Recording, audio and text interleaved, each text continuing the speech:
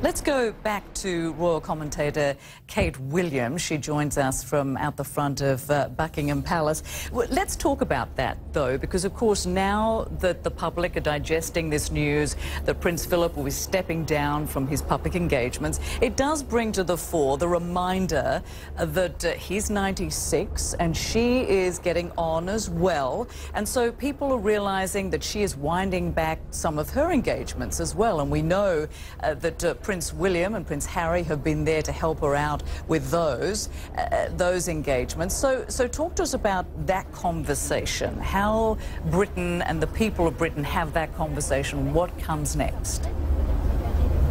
Yes, you're exactly right, Rosemary. What we're seeing is a handover of engagements, not a handover of power, but a handover of engagements between the senior royals, particularly Prince Philip and the Queen, but then to the younger royals, starting with Prince Charles, but also Prince William, the Duchess of Cambridge, and Prince Harry. So just 2012, after the Queen's Jubilee, it was decided that Prince Charles would take on the long-haul travel, the travel that the Queen had done to Australia, to Canada, to America, overseas countries. We saw the Cambridges going to India quite recently, that will be taken over by the younger royals, that the Queen was no longer going to take these big trips. Then quite recently we were told that the Queen was going to stop taking these European state visits, that once more that would be the job of Prince Charles and the Duchess of Cornwall, or the Duke and Duchess of Cambridge, and Prince Harry as well. And increasingly we are seeing that Charles is taking over more of the Queen's duties. He accompanies her to the state opening of Parliament. He did so last time. Because we are in the midst of a general election campaign here, we're looking forward to another state opening of Parliament in June, and Prince Charles may accompany the Queen to that also.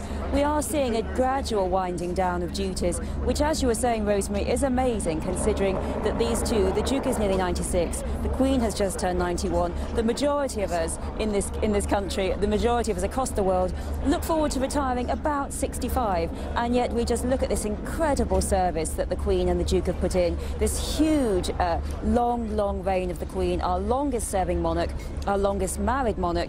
Prince Philip is our longest-serving consort, and of course they had their Diamond Jubilee, as Nick was saying, in 2012. We are looking forward to a Platinum Jubilee in 2022, in which the Queen will be on the throne for 70 years, and that the Duke will be accompanying her, hopefully, in that. Yeah, and it is, of course, worth pointing out that the Queen has always said she will not abdicate. She is not stepping down anytime soon. But the problem with that, of course, is she and her husband are living and enjoying long, healthy lives. So there will come a time, presumably, where she would have to make some sort of decision on that very matter. Well, yes, Rosemary, because she is so incredibly healthy. I follow her around, and I am not 91, but I cannot keep up with her. It's utterly exhausting, her schedule of walking and standing and meeting people. She's doing a royal engagement every day, and there is something going on every day. She still meets the Prime Ministers. Only yesterday, she was meeting Theresa May, as we were saying, to discuss the dissolving of Parliament, looking ahead to our big general election. She is busy every day, and the Prince is busy every day as well. And that is pretty amazing, considering their age. And certainly, of course, the Queen was a little bit ill at Christmas. She had a slight cold, like most of the United Kingdom had a slight cold around Christmas. But we do worry about her, and I think we just are very concerned that we don't overstrain her. She's given us so much service. When she was 21, she said, "My whole life, whether it be long or short, shall be dedicated to your service." And she has given us so much.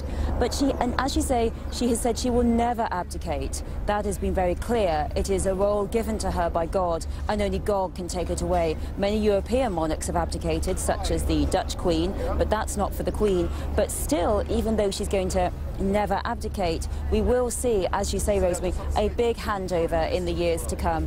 We have seen a handover of a lot of the foreign duties. I think we'll increasingly see a handover of the home duties. The charity duties have gone, but increasingly I think we will see some of the political duties be handed over to the younger royals as well. Yeah, and that's indeed what we're seeing. Royal commentator Kate Williams joining us there from Buckingham Palace. Let's go back to our other royal